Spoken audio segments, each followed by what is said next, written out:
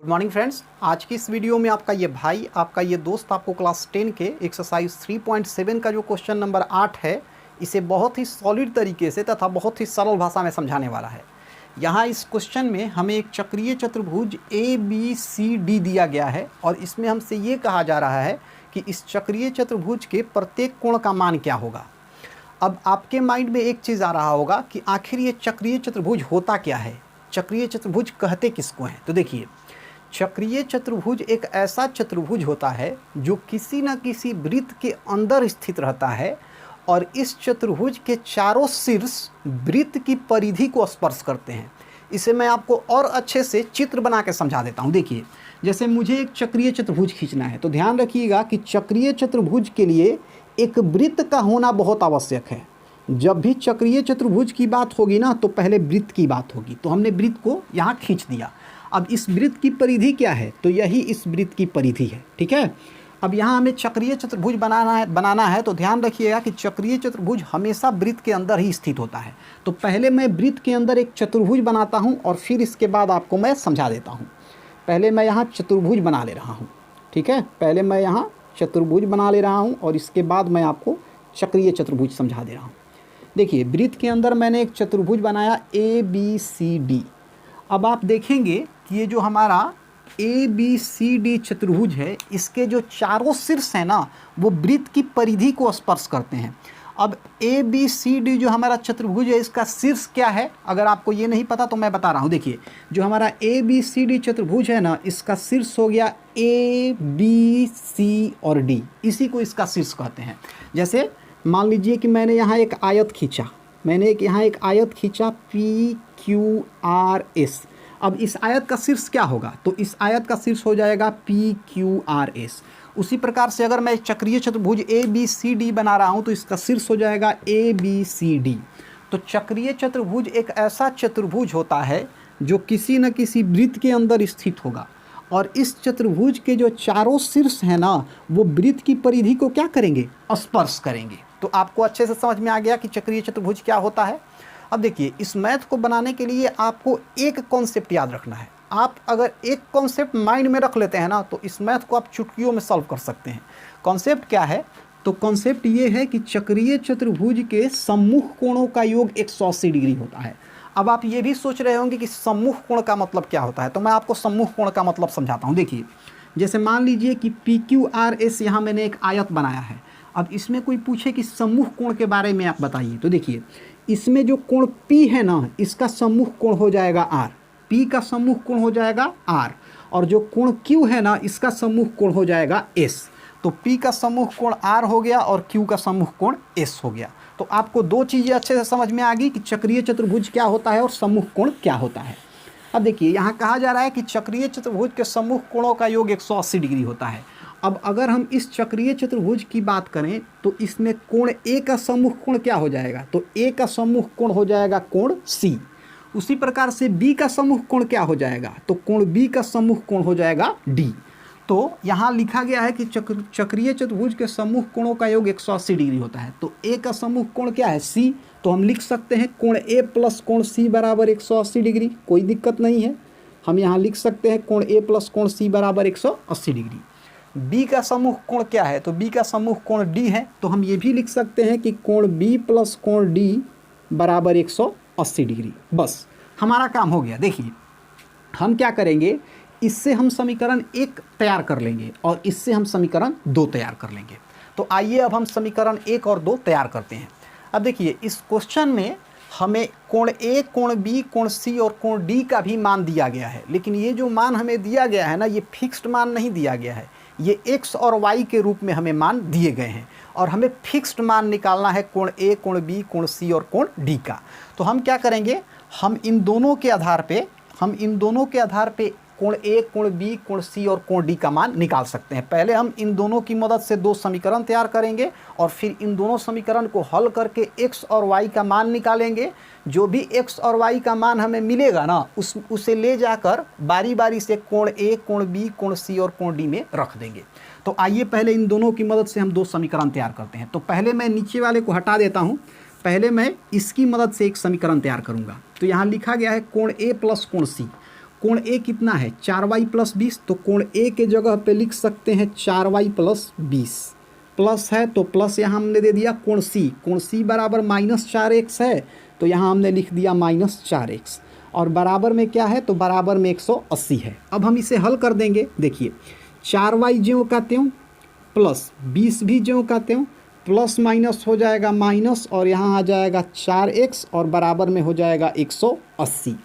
अब यहाँ हम क्या करेंगे, 20 को इधर से हम उधर ले जाएंगे और 4y और 4x को इधर ही रखेंगे। तो यहाँ से हम लिख सकते हैं 4y - 4x बराबर 180 ज्यों का त्यों प्लस 20 इधर से उधर जाएगा तो ये हो जाएगा -20।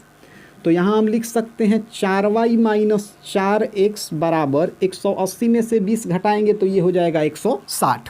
अब देखिए इन दोनों में से अगर हम चाहें तो कुछ कॉमन निकाल सकते हैं। इन दोनों में से अगर हम कुछ चाहें तो कॉमन निकाल सकते हैं। कॉमन क्या निकाल सकते हैं, इन दोनों में से हम 4 कॉमन निकाल सकते हैं। तो यहाँ हमने 4 कॉमन निकाल लिया। अब 4y में से 4 कॉमन निकाला जाएगा तो y हो जाएगा, यहाँ माइनस है तो माइनस। 4x में से 4 कॉमन निकाला जाएगा ना, तो ये x हो जाएगा और बराबर में इधर हो जाएगा 160। अब देखिए यहाँ से अगर हम y - x को बाहर करेंगे ना तो 4 160 के नीचे चला जाएगा। तो यहाँ से हम लिख सकते हैं y - x बराबर 160/4। अब इसे हम हल कर देंगे, मतलब कटा देंगे, 160 को 4 से कटा देंगे। तो आइए कटाने का काम इधर करते हैं। तो यहाँ हम लिख सकते हैं y - x बराबर 160 को अगर हम 4 से कटाएं ना तो ये 4 जो है ना 160 को कटा देगा 40 बार में। तो इधर हम बराबर में लिख देंगे 40। अब देखिए y शुरू में है x बाद में है, इसे चाहे तो हम x को शुरू में y को बाद में भी लिख सकते हैं। तो यहाँ हम लिख सकते हैं -x + y बराबर 40, और ये हो जाएगा हमारा समीकरण फर्स्ट। तो समीकरण फर्स्ट तो हमने तैयार कर दिया। अब हम समीकरण सेकंड तैयार करेंगे।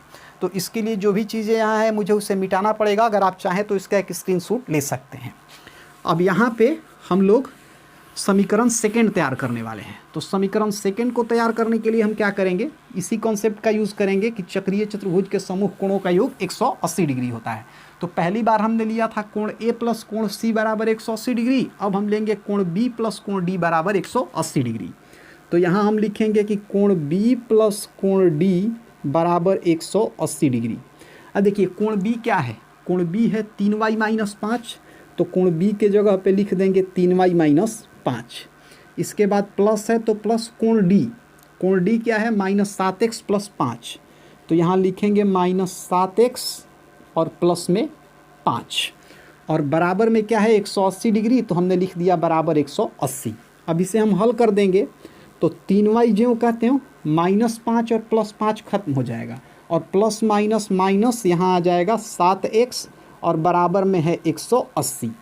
अब यहाँ पे -7x को हम पहले लिख देंगे और 3y को बाद में लिखेंगे। तो यहाँ लिख सकते हैं -7x + 3y और बराबर में यहाँ लिखेंगे 180, और ये हो जाएगा हमारा समीकरण सेकंड। तो हमने समीकरण फर्स्ट और समीकरण सेकंड तैयार कर दिया। अब हम क्या करेंगे, इन दोनों समीकरण को अब हम लोग हल करेंगे। तो इसके लिए सबसे पहले हम इन दोनों समीकरण को एक साथ लिख देते हैं। तो जो भी यहाँ एक्स्ट्रा चीज़ें हैं उसे मैं यहाँ से हटा दे रहा हूँ ताकि थोड़ा सा स्पेस मिल जाए और हम लोग आसानी से इसे सॉल्व कर सकें। तो आइए पहले मैं दोनों समीकरण को एक साथ लिख देता हूँ। तो पहला समीकरण है -x + y बराबर 40। -x + y बराबर है 40, और दूसरा समीकरण है -7x + 3y बराबर 180। -7x + 3y बराबर में है 180।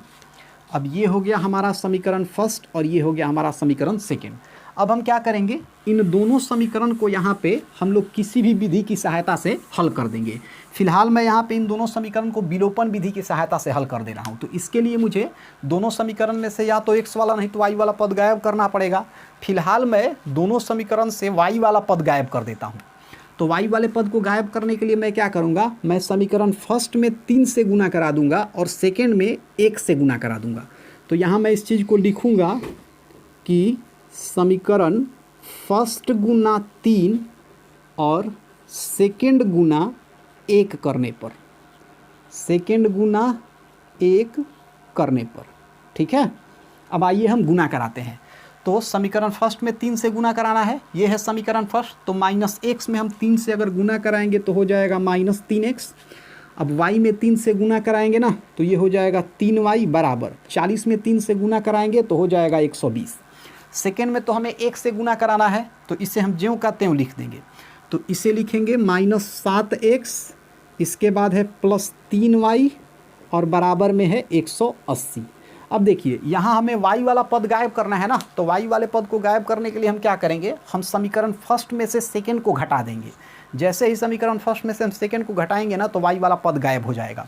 तो इस चीज़ को हमें यहाँ लिखना भी पड़ेगा कि समीकरण फर्स्ट में से सेकंड को घटाने पे, लेकिन इस चीज़ को हम एक्स्ट्रा नहीं लिखेंगे, हमें समीकरण फर्स्ट में से सेकंड को घटाना ही है ना, तो यहाँ हम घटाओ का चिन्ह दे देंगे, हमारा काम हो जाएगा। अब ये हो गया कि समीकरण फर्स्ट गुना 3 माइनस सेकंड गुना 1 करने पे। आइए हम समीकरण फर्स्ट में से सेकंड को घटाते हैं। मैं आपको हर बार बताता हूं कि जब भी हम समीकरण फर्स्ट में से सेकंड को घटाते हैं तो नीचे जो भी चिन्ह होता है उसका उल्टा लिखा जाता है। तो नीचे माइनस है तो ये प्लस हो जाएगा, ये प्लस है तो माइनस, ये प्लस है तो ये माइनस। अब ऊपर है -3x और नीचे है +7x। तो अगर हम -3x + 7x को हल करें तो हमें मिल जाएगा 4x। तो यहाँ हम लोग लिख देंगे 4x। अब ऊपर +3y और नीचे -3y, तो दोनों कैंसिल हो जाएगा, बराबर ऊपर +120 और नीचे -180। तो 120 और -180 को अगर हम सॉल्व करें तो 180 में से 180 में से अगर 120 को हम घटाएंगे तो हमें मिल जाएगा 60, और 180 बड़ा इसके पहले माइनस है तो यहाँ हो जाएगा माइनस, मतलब हमें मिल जाएगा -60। 4x बराबर -60 है, जैसे ही x को बाहर निकालेंगे तो 4 -60 के नीचे चला जाएगा। तो x बराबर हो जाएगा -60/4 और ये हो जाएगा 15 चौका 60, मतलब x बराबर हमें मिल जाएगा -15। तो हमने यहाँ ये देखा कि x का वैल्यू हमें मिल गया -15। अब x के इस मान को चाहे तो हम समीकरण फर्स्ट में भी रख सकते हैं, सेकंड में भी रख सकते हैं, दोनों ही जगह से हम y का मान आसानी से निकाल सकते हैं। तो फिलहाल x के इस मान को हम लोग समीकरण फर्स्ट में रखने वाले हैं। तो यहाँ इस चीज़ को मुझे लिखना पड़ेगा। मैं यहाँ लिखूँगा कि x का मान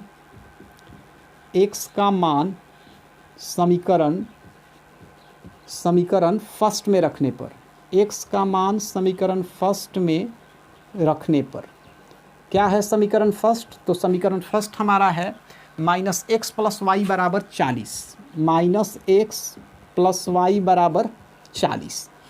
अब देखिए यहाँ पे पहले माइनस तो ज्यों कहते हैं x बराबर क्या है -15, तो यहाँ हम लिख देंगे -15 प्लस y ज्यों कहते हैं और बराबर में हो जाएगा 40। अब यहाँ से माइनस में माइनस से गुना करेंगे तो प्लस, तो ये हो जाएगा +15, इसके बाद +y और बराबर में इधर 40। अब यहाँ से अगर हम y को बाहर कर दें तो लिख सकते हैं y बराबर 40 तो ज्यों कहते हैं और 15 इधर से उधर जाएगा तो ये माइनस हो जाएगा, मतलब हमें मिलेगा 40 - 15। अब 40 में से 15 को अगर हम घटाएंगे तो हमें मिल जाएगा 25। तो y बराबर हमें मिल गया 25, ठीक है, y बराबर हमें मिला 25।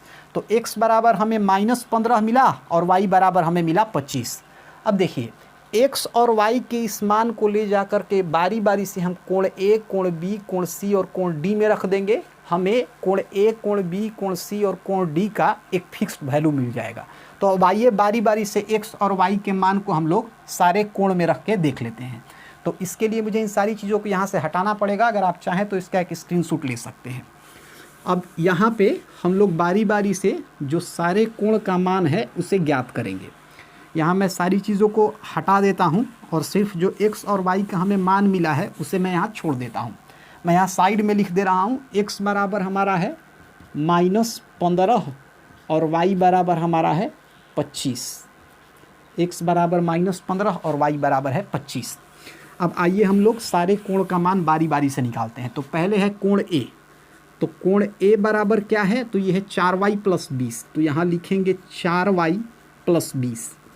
4 ज्यों कहते हैं y का वैल्यू क्या आया है 25, तो यहाँ लिखेंगे 25 + 20।